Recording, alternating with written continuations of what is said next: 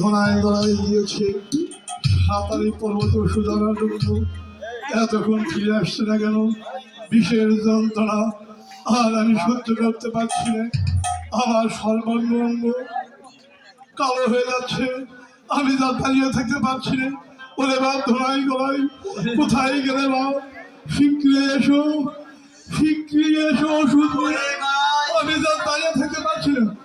ওই তো, ওই তো ধরাই গলাই ফিরে এসেছে। না না, আমি আর মরবো না, আমি আবার বাঁচবো। আমরা কি কোনো ভুল করলাম নাকি দাদা? আমরা পায়ে ধন হারিয়ে ফেললাম রে ভাই। এই তো, এই তো আমাদের মা জীবিত আছে। ওরে ভাই গড়াই, দাদা আমরা কি করে ফেলে দিলাম রে ভাই? ওরে বাপ ধরাই গলাই, তোমরা কাঁদছো কেন বাপ? দাও বাপ, ওষুধ আমায় খাইয়ে দাও। আমি আমি আর দাঁড়িয়ে থাকতে পারছি না। ওরে গড়াই, আমরা মামা ঠাকুরকে কি বলবো? ওরে বাপ, তাড়াতাড়ি বলো বাপ, তোমরা কি ওষুধ কিনতে পারোনি? দাও বাপ, মামা ঠাকুর, ওষুধ আমায় খাইয়ে দাও। আমি যা দাঁড়িয়ে থাকতে পারছি না। মামা ঠাকুর, আমরা যে ভুল করে ফেলেছি, ঔষধ নিয়ে ফেরার পথে পথের মাঝে এসে দেখি একটা নদী। সেই নদীর তীরে আপনার এই দেহকে সীতায় ফেলে দিয়ে আমাদের মামি ঠাকুরের রূপ ধরে আপনার দেহ সৎ কাজ করছে। ওরে বাপ ধরাই গলাই, বুঝতে পেরেছি বাপ, আমি আর বাঁচবো না। কারণ মামা ওই ঠাকুর, পদ্মা আমার স্ত্রী রূপ ধারণ করে মায়াদেহ নির্মাণ করে সীতায় তুলে দিয়ে তোমাদের দু ভাইকে ভুলিয়ে ওষুধ কেড়ে নিয়েছে। আমি আর বাঁচবো না বাপ, কারণ আমি যদি বেঁচে থাকি তাহলে এই পদ্মার পুজোর কোনোদিন এই মন্ত্রভাবে পূজানো হবে না। তাই তাই আমাকে মরতেই হচ্ছে বাপ। মামা ঠাকুর, আপনি না বলেছিলেন আপনার কি আর কোনো উপায় নেই? মামা ঠাকুর, না বাপ, সব উপায় শেষ হয়ে গিয়েছে, আমি আর বাঁচবো না। তাই নিত্য পথযাত্রী রাধায়ন্তরী আগামী দিনে মা ভগ্নির নিকট করে তোলে বিনতি করছে, তোমাদের স্বামী যতই দুশ্চরিত্র লম্পট হোক, স্বামীর গোপন কথা যেন কাহারও নিকট প্রকাশ করিও না। যদি প্রকাশ করো মামা ঠাকুর, তাহলে রাধায়ন্তরী স্ত্রীর মতো নারায়ণ নারায়ণ।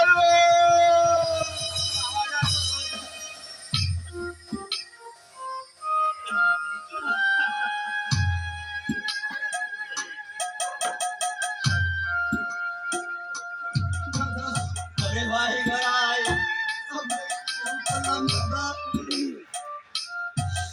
ছড়ায় পড়ে আমরা আমাদের বাবা ঠাকুরকে মেরে ফেললাম। ভাই রে, আমরা এখন কি করবো দাদা? আমরা তো ডান চিনি না, বাম চিনি না। আমরা আমাদের বাবা ঠাকুরকে এখন কি করবো দাদা? ওরে ভাই গড়াই, আমাদের কাছে তো কিছুই নেই ভাই। তাই ওই যে সামনে নগর দেখা যাচ্ছে, ওই নগর থেকে কিছু ভিক্ষা করে নিয়ে এসে আমাদের গুরুদেবের সৎ কাজ করবো রে ভাই। তাই করবো দাদা, আমরা তাই করবো। চল ভাই, আর বিলম্ব করবো না। ভিক্ষা দানি গো ও নগর বাসে, ও ভিক্ষা দান আমারে, আমার নগর বাসে।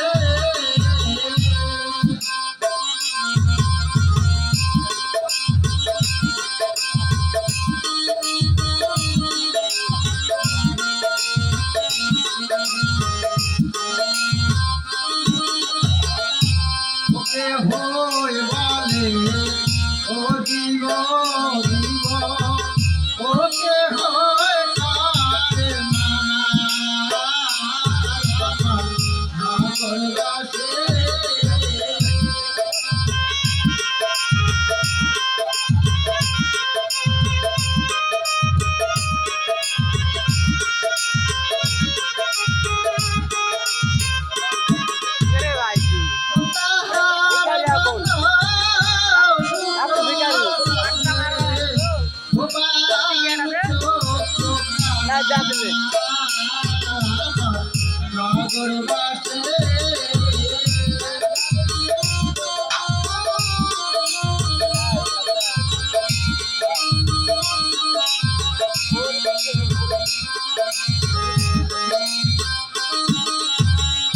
প্রদান করিয়ে স্বর্গে গেল ও হরে সান্ড রাজা নগরবাসী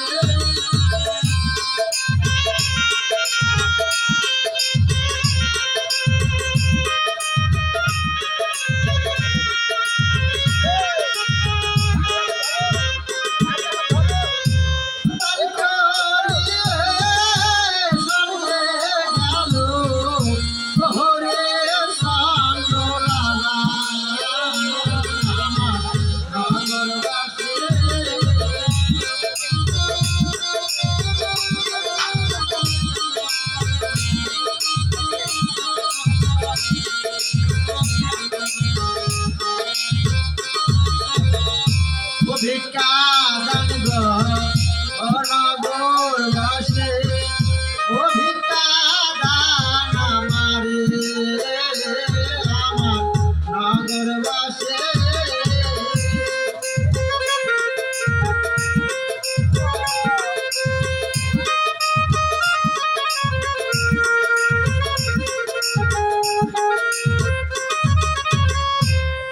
হই বলে ও দিব দিব ওকে হয় কারে মানা নগরবাসী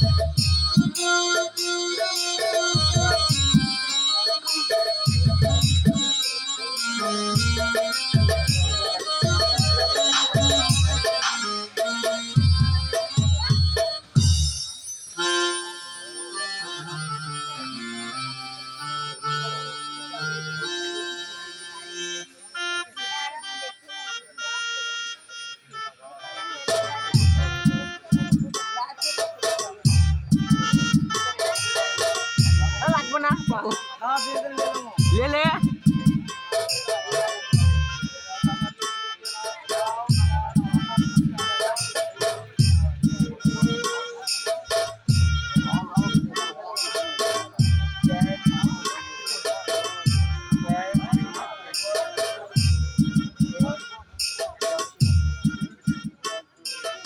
মন্ত্রী মশাই মহারাজ আর 7 দিন পেরিয়ে গেল তবুও তো রোজা ধরেন তো আসলো না। তাহলে আমরা মৃতদেহ এই চম্পলাতে রাখবো না, না রাখা যাবে না, তার সন্ত্রাস করতে হবে। তাই না? হ্যাঁ বেশ, তাহলে তুমি বৌমাকে গিয়ে বলো তার মৃতদেহকে বার করে দিয়ে আমরা তার মৃতদেহ আমরা দাহ করবো। ঠিক আছে মহারাজ, আমি তাই করছি।